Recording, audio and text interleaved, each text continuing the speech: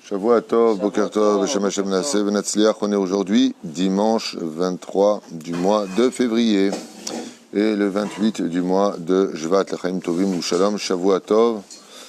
Demain soir, c'est Rosh Chodesh Adar, Mishinichnas Adar, Marbim Be Simcha. On essaiera de faire un cours justement sur le mois de Adar et ses secrets avec l'aide d'Hachem très prochainement. Bli Neder. On remerciera Bezrat Hashem Jérémie Zribi Hashem Varech Otra Bechol Asher Lach Kol Asher Tifne Taskil Ve Tatzliach. Amen. L'Atzlacha aussi de Gisèle Torjman, qu'on avait déjà remercié, Abba Amir Ayakar, Nathalie Renassia, Toda Rabba, tous ceux qui peuvent nous aider par le biais de PayPal ou virement bancaire, Tavo Alechem Bracha, L'chaim Tovim Shalom, Sarah Lalou, Ayekara, Jonathan Hanan Lalou, et aussi, sans oublier, Daniel Billard, chez Hashem Varech Otra, Bechol Asher Lach, que toi aussi tu aies le mérite de nous rejoindre en Eretz Israël. Amen. Le shiur d'aujourd'hui sera dédié pour notre cher et tendre ami Shimon et Diana Marciano, pour une bonne parnassa, une bonne refoua shlema, de beaux bébés, Bezrat Hashem, et une belle aliyah bikarov. Amen. Donc c'est pour toi ce shiur tzaddik. Ufren le'ilui nishmat kol mete Israël bichlala Yitzhak ben Sassia, Marcel Batrasi, Barut Batzara, Blanche Efrat Batzara, Shirel et Sarah Bnot Keren, Jessica Yitzhak ben Rivka, Eliaou ben Esther, Asher Reuven Fredj ben Louise. Alem Shalom. Une très grande refoua shlema achlama meira pour Moratim Yagdosha Vateora Ufren, Ginette Shoshana et Michel Malka Bnot Mesaouda, Sarah Talia Batefrat Miriam, Mire Sarah Soufan, Yirmiyo Avram ben Mesaouda, Ben Arosh, Eliaou Amar ben Ali Simcha, Salomé Rachel Perle, Haya Bat Miriam, sans oublier Asher Jami ben Moshe, שהקדוש ברוך הוא ישלח לו במהרה רפואה שלמה, רפואת הנפש ורפואת הגוף. Amen ואמן. טוב. On est avec Rabbi Nachman ce matin dans le Likutei Moharan, Kitzur Likutei Moharan, Bezrat Hashem, pour nous préparer en même temps à la joie du mois de Hadar.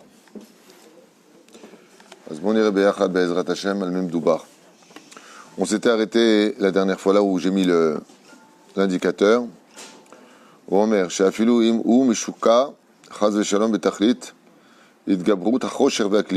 si une personne se retrouverait pris dans l'obscurité des épreuves, dans le dikaon, dans le désespoir, dans les crises de nerfs, dans toutes les situations qui sont entourées d'obscurité et de clipotes, c'est-à-dire d'écorce.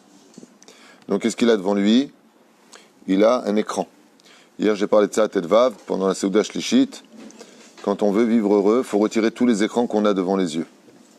C'est-à-dire que quand on sait ce qu'on a devant nous, quand on voit clair dans la vie, on voit bien, on n'a peur de rien. On sait où on va. Donc on sait plus ou moins comment éviter l'obstacle, parce qu'il y a toujours une solution, bien sûr. Il n'y a pas de problème sans solution. En davar kazé. Où est-ce que c'est marqué? Troufa kadma lamaka. Avant qu'Hachem il envoie un coup, il envoie toujours la solution avant même que l'épreuve ne vienne. Il y a toujours quelque part une solution. Le problème qu'on a, c'est qu'on ne voit pas souvent les solutions. Alors qu'est-ce qu'il faut faire? Ok, alors il y a une solution, super, tu l'as dit, donne-la moi. Mon problème c'est ça, tu peux me la donner? À Tchouva, le problème qu'on a, c'est que celui qui peut l'avoir, c'est pas n'importe qui. Il n'y a que celui qui n'a pas d'écran devant les yeux qui lui va voir exactement où est le problème. Comment le résoudre? Mais nous, pourquoi on n'arrive pas à sortir de nos problèmes? Parce qu'on a trop d'écrans devant nous. On a trop de clipotes, trop d'orgueil, trop de vexation les uns vis-à-vis des autres. On a beaucoup d'anomalies à régler. Ce qui fait que, comme c'est marqué dans Masechet Kedushim, quelqu'un de Kadosh, les grands tzadikim, pourquoi est-ce qu'ils voient ce que nous on ne voit pas? Parce qu'ils n'ont pas d'écran devant eux. Ils n'ont pas de masachim. Mais si tu as la journée devant ton écran, tes ordinateurs et tes portables à regarder des choses qui sont impures, résultat des courses, quand tu viens pour voir le problème, eh bien, tu vois l'écran qui est devant toi. C'est-à-dire que tu vas créer des clipotes, tu vas créer une clipa qui est la pire de toutes, comme il dit ici, on a vu la semaine dernière, la hatzvout, la tristesse. Et sachez qu'une personne triste ne peut jamais trouver de solution. C'est horrible. Parce que le problème te mène à la tristesse quelque part, parce que tu en as ras-le-bol. Eh bien, Rabbi Nachman, il te dit, c'est à ce moment-là de l'épreuve que tu dois être le plus heureux. Mais pourquoi? Comment tu veux que je sois heureux? Ça va pas. Il te dit, mais prends-le même comme un principe de base. Lequel? Celui de voir le problème. Parce que quand tu vas bien, tu vois mieux les choses. Alors quelqu'un qui va mal, Il va voir son copain qui va encore plus mal que lui. Est-ce qu'il va lui raconter sa vie? Non. Par contre, qui va aller voir? Qui va sélectionner parmi ses amis? Celui qui va bien. Le mec, il a un gros problème de shlom bayit, il est sur le point de divorcer. Il va voir celui qui est en train de divorcer. L'homme staderlo. C'est qui va voir? Il va aller voir son ami qui va bien avec sa femme. Comment bien il chez toi ça se passe? Comment t'as fait? Voilà, ma femme répond mal. Comment toi elle te répond mal? La tienne, comment? Donne-moi des solutions. C'est-à-dire que le bien guérit le mal. Le bien guérit le mal. Si tu préfères en français, le jour chasse l'obscurité. C'est quoi la nuit et c'est quoi le jour? Einstein lui-même l'avait dit. L'obscurité n'est rien d'autre que la représentation d'absence de lumière. C'est parce qu'il manque de la lumière que l'obscurité est là. Et qu'est-ce que c'est quand le jour se lève? C'est quand la lumière réapparaît, dont l'obscurité n'existe pas dans l'absolu. C'est-à-dire que le mal disparaîtrait si on était capable d'être heureux. Il était Raham, Einstein? Est-ce que Einstein était Raham? Oui, il était. Mais il est Shamaïm aussi? Non. Non. Il était physicien, il était extraordinaire, il parlait beaucoup de Dieu, mais à sa façon. C'est-à-dire qu'au lieu de parler d'Hachem, il parlait d'Hachem avec des chiffres. D'accord, c'est pour. C'est ça? וכמה סיבובים המסבבים אותו מצידי צדדים והם מניחים אותו להתקרב לקדושה. Donc voilà ce qu'il nous dit Rabbeinu ici, une phrase très importante. Et tout ça nous empêche de quoi? Pourquoi on a tellement d'épreuves, de clipotes? Quel est le but de toute cette avote que nous avons en nous? Nous empêcher d'être kadosh. Donc qu'est-ce que je vous ai dit tout à l'heure? C'est où tu ouvres le papier, où tu éternues, après c'est quoi? Karev l'Ekdusha, tout le but c'est quoi? L'Etkarev l'Ekdusha. Quelqu'un de kadosh, quelqu'un qui regarde, c'est un truc de fou. Celui qui ne met pas ses yeux dans autre chose, dans tout ce qui lui est permis à l'Pitora, ses yeux n'auront pas de clipote, il voit très bien. Et tout le but, dit Rabbi Nachman, de la tristesse et des clipotes autour de nous, c'est pour quoi faire? Pour nous empêcher d'y voir clair. Si je devais faire à la David Twitou un petit récapitulatif, tu veux régler les problèmes de ta vie, surveille tes yeux, quoi. Un peu ce qu'on vient de voir, hein, égal. Un peu ça. Surveille tes yeux, tu règles tes problèmes. Ki aïn be'aïn. Hier on a dit à Seudah Shishit, ki aïn be'aïn. Si tu mets ton œil dans l'œil de Dieu, tu vois Beshuv Hashem Tzion. Tu vois le retour d'Akadosh Baruch Hu sur tous les chemins de tous les problèmes. Même la mort, ça peut être une situation où vraiment on pleure, comme Abraham, 3 jours. Lama. Imaginez que l'Oranel Velo Alechem, une personne que vous aimez très fort, vous dit voilà, je vais à l'hôpital 3 jours, je reviens. Il va à l'hôpital, 3 jours après, il vient. T'es malheureux? Il est parti faire ses bdicotes, il est parti voir ce qu'il en était. D'accord? Il dit Bijukoto Davar. Celui qui voit au-delà de ce que l'atmosphère nous aveugle dans le monde réel de l'autre côté qu'on appelle les mondes parallèles, quand quelqu'un décède, il peut le voir. Les tzadikim, par exemple, même décédés, ils descendaient voir d'autres tzadikim pour parler avec eux. Rabbi Moshe Deri m'a dit lui-même, de sa propre bouche, pas quelqu'un m'a dit en son nom. Quand un jour on lui a dit, mais Gvodarav, on vous entend parler avec des voix des gens à l'intérieur de la pièce. Ouais. Une fois dans son salon, je lui ai dit, mais avec qui vous parlez? Il m'a regardé comme ça, il m'a dit avec beaucoup d'humilité, ça dépend qui c'est qui vient me voir. Rabbi Yaakov Abu Hatzera, le Harizal, Rabbi Moshe. Je ne parle pas d'un mytho, je parle de Rabbi Moshe Deri. Pourquoi? Parce que étant donné qu'il peut voir de l'autre côté, il le voit lui aussi, alors ils peuvent se rencontrer. Mais celui qui voit rien, il voit ni les morts ni la vie. C'est-à-dire, pire encore, si la personne est aveugle, il croit que la vie c'est la mort et la mort c'est la vie. שנאמר, רשעים בחייהם קרויים מתים.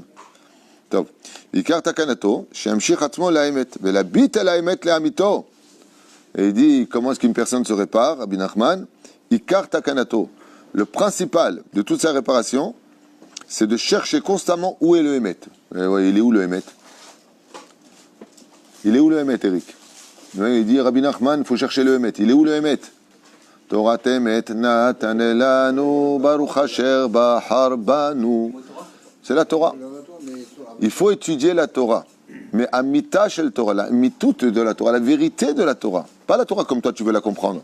Pas la Torah comme elle t'arrange. Pas la Torah comme toi tu veux la réformer. Pas la Torah qui va te déranger dans ce que tu as envie de vivre, dans tes pulsions. Non, non, non, non, non. Amita shel Torah. quelle est vraiment la kavana de Rashi, quelle est vraiment la taravana de Tosfot, quelle est vraiment la kavana des Chachamim, quand ils ont expliqué la Torah. Ce que eux ont pensé, ça veut dire que toi, quand tu parles, tu dois revenir sur les parts réelles de ce que eux ont voulu dire. Il y a bit à la emet. Et regardez bien les mots. Normalement, qu'est-ce qu'il aurait dû dire? Idbonen à la emet. Ça veut dire quoi? Je vais réfléchir sur la façon de voir la vérité. Rabbi Nachman, il nous dit non, tu dois voir la vérité. Mais pour la voir, il faut que je lève les écrans qui sont devant mes yeux. D'accord?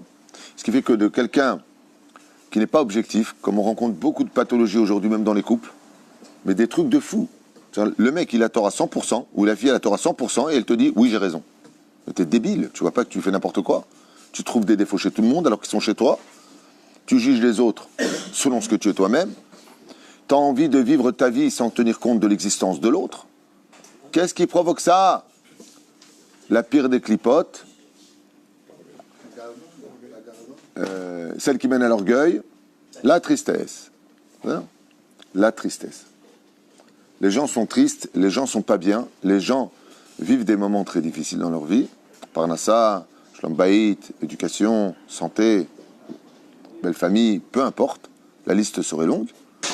Résultat, ils vont se concentrer sur le mal, ils vont en faire une montagne, au lieu de voir à la Torah, de se concentrer, comme il dit ici, il y a bit à la emet, la amito. La amito, pas le emet qui est chez toi. Vous savez, je voudrais vous dire quelque chose. Souvent, dans les Shlom Bayit, quand tu écoutes une personne, tu lui donnes raison 100%. Tu écoutes l'autre, Bémet, il a 100% raison. Alors, comment tu fais? Alors, tu regardes qu'est-ce qu'elle dit, elle, la Torah. Et la Torah, elle dit que lui, il a tort ou lui, il a raison. Parce que la vérité de chacun de nous, elle n'est en rapport qu'avec notre vie personnelle. Moi, je trouve que c'est pas bien, je trouve pas ça normal, j'en ai souffert. Est-ce que tu avais le droit de dire j'en ai souffert? Est-ce que c'est bien de dire... Est-ce que Bémet, tu as le droit de penser comme ça? Même si ça vient du cœur. Oui? Ben, la Torah, elle te dit Ken Zamatsav. La situation est qu'un homme doit honorer sa femme et une femme cachère, c'est celle qui écoute la voix de son mari. La Torah, elle a des codes. Et la Torah, c'est ce qu'elle dit. Parce que c'est la Torah qui t'a fabriqué, entre guillemets. C'est pas tout à fait vrai, mais on va dire que le mode d'emploi de l'âme juive passe par le biais de la Torah. C'est pour ça que quand on a des problèmes, il faut aller voir Da'at Torah. Qu'est-ce que pense Dieu? Quand il y a un problème, Rivka, qu'est-ce qu'elle a fait? Va-t-elle Rivka l'idrosh et Hachem? Elle est partie demander à Dieu. Ok, moi je pense comme ça, mon mari pense comme ça. Qu'est-ce que toi tu penses? Moi j'ai une boule de cristal, Ribono Shalom, regarde-moi et dis-moi ce que c'est. Non. En Shulchan Aruch. La solution, elle est toujours, c'est bizarre ce que je vous dis, hein, elle est dans le Shulchan Aruch. C'est pas le Rav qui peut nous plus... Le Rav va nous expliquer ce que veut dire le Shulchan Aruch. Ça veut dire quoi? Alpi Torah, Alpi Halacha, Alpi Digduk Al-Minyaim, Alpi Akol, Ma Alenu Laasot. Est-ce que j'ai le droit ou est-ce que je n'ai pas le droit? Est-ce que j'y vais ou est-ce que je n'y vais pas? Est-ce que je le fais ou est-ce que je ne le fais pas? C'est Perouch Adava. C'est ça?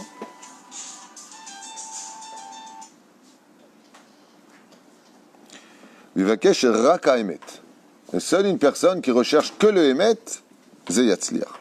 וכן יראה בתפילתו, אף שהם יכול להתפלל כלל מחמת החושך הרב. Et même, il verra dans sa prière, malgré le fait que sa prière est complètement empreinte de clipote. Pourquoi? Parce qu'il est triste. Parce qu'il n'est pas concentré. Parce qu'il n'est pas dedans. Im kol ze yir'e rak ledaber adibour be'emet. Il dit quelqu'un qui est mechaven, quelqu'un qui a, comment dire, la compréhension des mots, il se rendra compte que c'est à travers sa prière qu'il trouvera la vérité. De façon un peu détournée, Rabbeinu nous dit ici que quand tu as des problèmes, va prier. Est-ce que ça suffit de prier? On a vu ensemble que non. Il faut agir. Il faut prier et agir. Alors dans ce cas-là, si j'agis, pourquoi je prie? Ta prière va permettre à Akadosh Baruch Hu de t'apporter la solution par ton action à toi, pour être choutaf avec toi dans ce que tu fais. Ce que dit le Keati, le Baal Keati, il dit Oseh tatzmo choutafo shel Akadosh Baruch Hu b'ma'aseh bereshit. Parce que la Torah veut qu'on se serve de la nature pour régler les problèmes, et pas des miracles. C'est la volonté d'Hachem. Dieu nous a donné des mathématiques, un cerveau, une logique, pour tout. Règle le problème intelligemment. Tu peux trouver le problème. Avec l'aide d'Hachem, vous verrez que le tzaddik, il va prier, et d'un coup, l'avocat va trouver les mots, d'un coup il va se passer un renversement de situation. Prenons le cas de la Megillat Esther. C'est-à-dire, dans le Tarkles, Vena à Forou, qu'est-ce qui s'est passé comme miracle? Eh bien, le roi, dans le Tarkles, maintenant, on va faire ça en une phrase. C'est quoi le miracle de Purim? Le roi a changé d'avis. J'ai réglé le problème. J'ai dit une bêtise? Non. Vous connaissez la Megillat Esther quand même. Dites-moi en une phrase, où est le miracle de toute la Megillat Esther? Il y en a eu plein de miracles au fur et à mesure des choses. Quand le roi, après 30 jours, il lui a quand même tendu le sceptre, tout ce que tu veux. Ah ben, c'est quoi le nombril du miracle de la Megillah? Eh ben, le roi a changé d'avis. il a dit quoi? Tu veux prendre ma femme en plus dans mon jardin? Ouais, pendez-le. Quand il dit ouais, il a fait une pendaison. Tiens, on va le pendre. Ah ben, le miracle, c'est quoi? Il a changé d'avis. C'est-à-dire que tu donnes à un historien non juif, 1000 historiens, qui tu veux, même un juif, un non-juif, l'homme échané. Tu lui racontes l'histoire de la Megillat Esther, tu lui dis rien, tu le laisses lire, il va te dire c'est une jolie histoire. Mais en aucun cas il va te dire c'est un miracle. C'est bizarre. Et tout le but de la Megillat Esther, derech Hagav, c'est de dévoiler les secrets qui sont dans les miracles. C'est-à-dire le miracle, il est enfui dans une histoire. Et c'est à toi de le voir ou pas. C'est à toi de dévoiler Esther et Mordechai, et c'est à toi de dévoiler que Haman est le mal. C'est fou. D'accord? C'est simple. C'est un fruit, un bonbon, un sucre extraordinaire qui est enfui sous une tonne de poussière qui paraît complètement banal. À toi de le dévoiler. Et les efforts prodigués ici, priez pour moi 3 jours, ouais, et après on agit. Donc tu pries et après tu agis. Ne reste pas dans la prière et tu laisses faire, comme disent certains, le bon Dieu. Dieu, ce n'est pas ton serviteur. Dieu veut rentrer avec toi dans la solution. Et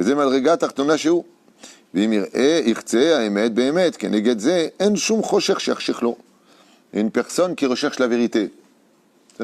Une personne qui est à la recherche de la vérité dans ce monde, à travers la Torah, eh bien, l'obscurité des épreuves ne peut pas l'atteindre. Je ne comprends pas pourquoi on peut être tout à fait dans la vérité, avoir des épreuves qui nous sont insupportables, qui nous mettent dans l'obscurité. Il dit non, je vais t'expliquer pourquoi. C'est un jour un mec, il a gagné le loto.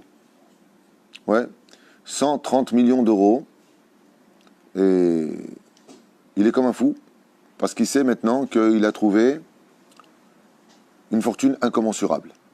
130 millions d'euros pour une personne simple, seule, 20 ans, pas mariée encore, c'est dangereux. Mais c'est quand même une bonne solution. Il prend sa voiture et le mec il lui rentre dedans en feu rouge. Comment il sort de la voiture? Il n'est pas blessé, juste il lui a fait un... Il lui a arraché l'aile. Allez. Il va sentir énervé. Ah ouais? Mais non, bon, mais il faut respecter. Lui, il va dire, il va chercher 130 millions d'euros et il sort énervé parce que l'aile de sa petite voiture pourrie qu'il avait, elle est... Moi, je peux t'affirmer que n'importe qui n'en a absolument rien à faire de sa voiture pourrie qu'on vient de lui défoncer. D'accord?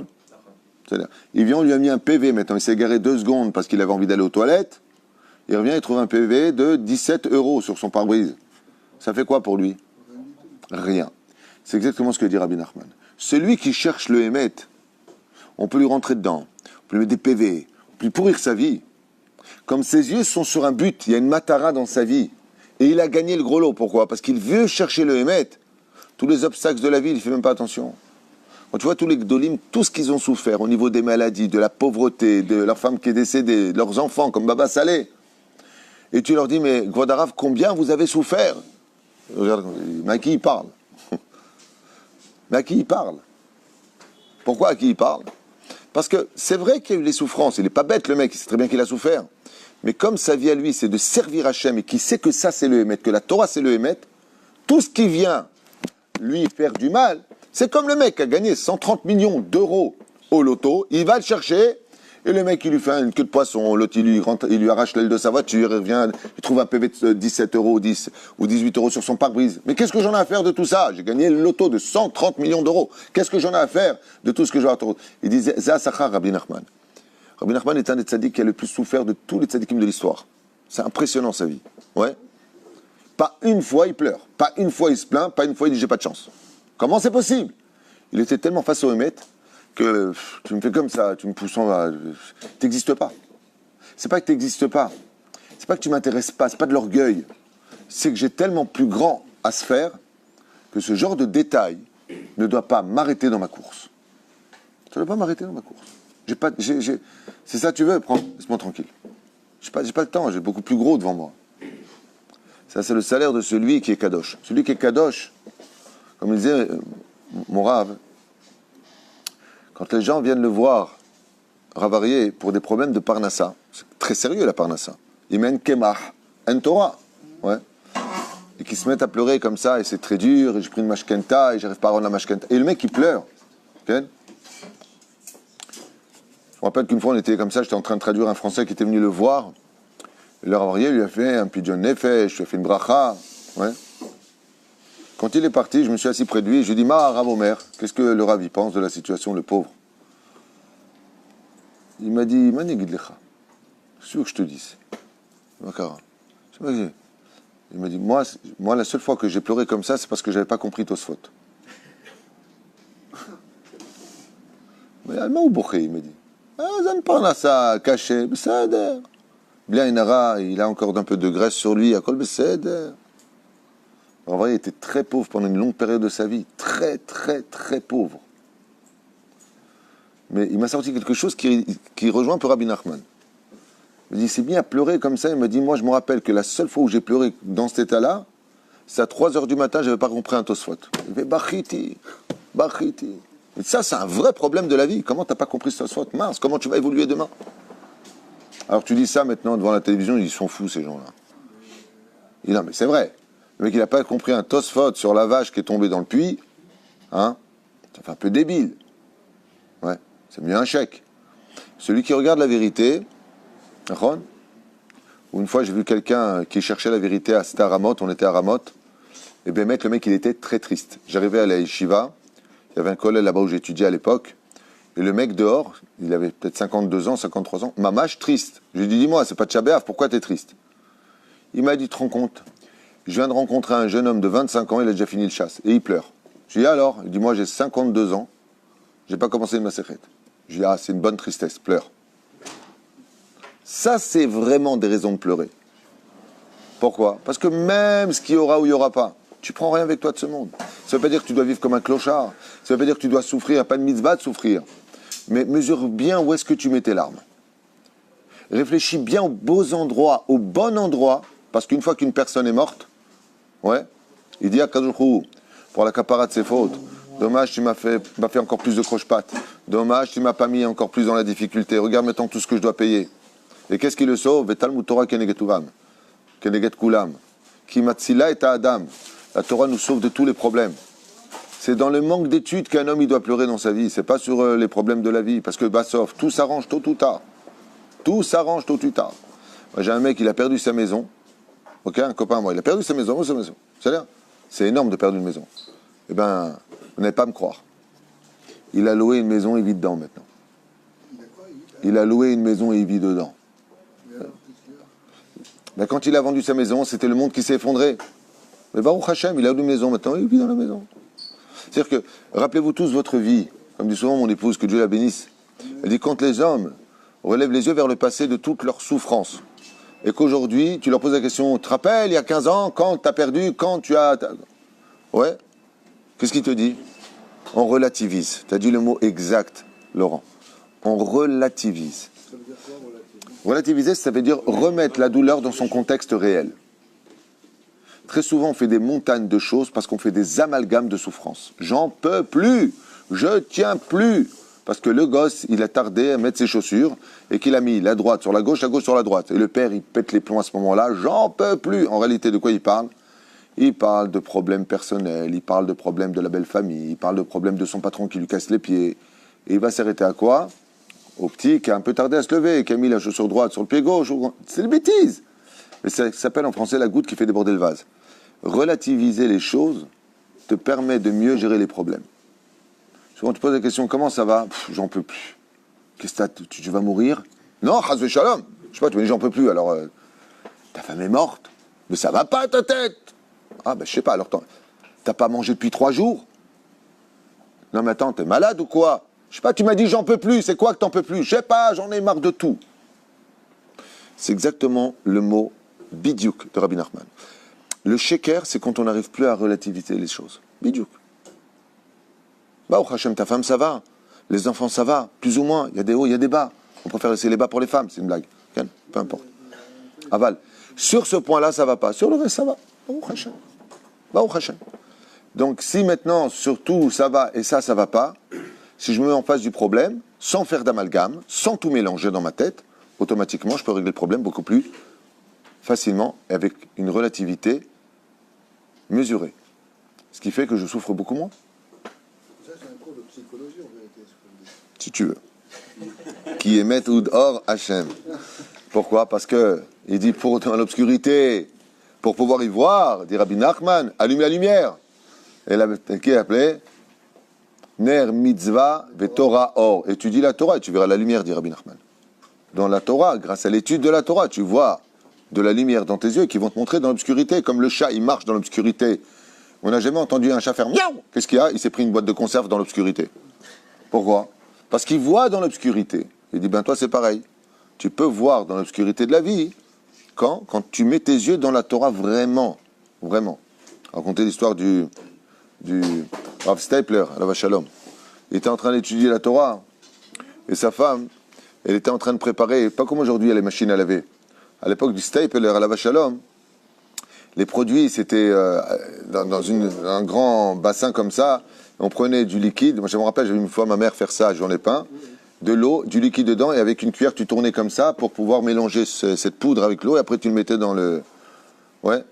Elle était en train de préparer dans un bol, avec une cuillère à soupe, pour tourner comme ça. D'un coup, on tape à la porte, c'était le facteur. Qu'est-ce qu'elle fait? Elle a le bol maintenant. Elle s'essuie les mains. Où est-ce qu'elle pose le bol? À côté de son mari, le stapler. Dans le stapler, il croit que sa femme lui a déposé une soupe. Il fait la bracha shiakon, il habite baro, il commence à manger. Ouais. Sa femme, elle revient quelques instants après. Elle le voit, il lui dit Charkoar, il lui dit Kol hakavod, pour ce que tu avais très bonne ta soupe. Il y avait les bulles qui sortaient comme ça. Il était où pendant qu'il était? T'as pas de goût, tu vois pas? Pareil. Il faut partir voir le Baal Shem Tov. Zecher Tzadik Kadosh Vracha Soto Yegan Alenu Amen. Rabbi Israël Ben Eliezer. Il y a un élève qui vient le voir et lui dit Kvod Arav, comment se fait-il que vous jeûnez tout le temps? Le Baal Shem Tov lui a répondu je jeûne jamais, il lui a dit. Il dit Kvod Arav, ça fait 3 jours qu'on est avec vous, vous n'avez ni bu ni mangé. Il dit non, je vous explique. Peut-être que j'ai oublié de boire et de manger, mais j'ai pas jeûné. Il est tellement dans l'étude de la Torah. Ça me rappelle Maran Arav Obadia Yosef. Quand j'allais à ses cours à Moussaïof. Ah, c'était impressionnant. Celui qui le voit, c'est impressionnant. Dans les vidéos, tu le vois. Il pose le verre de thé ici. Le Rav est Sameach Meod. Tout le cours, il fait ça. Il prend le verre et il le repose. Le gâteau, Johan Aruch. Il prend le verre et il le repose. Bah, sauf il se lève, il n'a pas bu une goutte. Il veut boire. Tu vois qu'il veut boire. Il prend le lait, il le mène ici et il le repose. Mais faut zébalo. Quand tu es dans le Hémet, même les choses dont tu as besoin, même les choses qui te paraissent tellement importantes, c'est vite. Ah. לא הזכרתי דווקא מרן, כשהייתי הולך במוסף לשיעורים שלו במוצאי שבת, כל הזמן היו מניחים לפניו תה, ואז הוא מתחיל את השיעור. ומגיש בעצם את הספל אל הפה ומחזיר אותו. מחזיר אותו עוד פעם, בסוף, מגיע לסוף השיעור, לא בירך ולא שתה. מאיפה זה בא? הוא כל כך שקוע בלימוד, כמו הבעל שם טוב, מה שהסברתי להם בעצם. הרב משאר voulait entendre en hébreu, vous l'avez compris. Donc, זה כל הסיפור, בקיצור ולעניין, que le fait d'être dans le Hémet, eh bien, c'est pareil pour les problèmes de la vie. Tu te rends compte ce qui s'est passé il y a ça. Bon, mais en fin de compte, toi, ta mashkanta n'a pas été acceptée. Bon, c'est-à-dire, c'est même pas Gamzol et Tova, j'ai pas de temps à perdre avec ça. C'est-à-dire que le Ikar et le Tafel, je finirai avec cette phrase-là, il y a le principal et le secondaire. Donc, quelqu'un qui est accompli en tant que juif, le Ikar, c'est Torah, mitzvot et bonne action. Le reste, c'est le secondaire. Le reste, c'est le secondaire. Bon, c'est pas grave, je suis fâché avec toi, mais viens quand même à ma fête. Moi, c'est méchané. Que moi, j'ai un conflit avec toi, c'est le secondaire. Le Ikar, qui est de la hardoute dans le peuple, ça, c'est le Ikar. Shavuot Tov.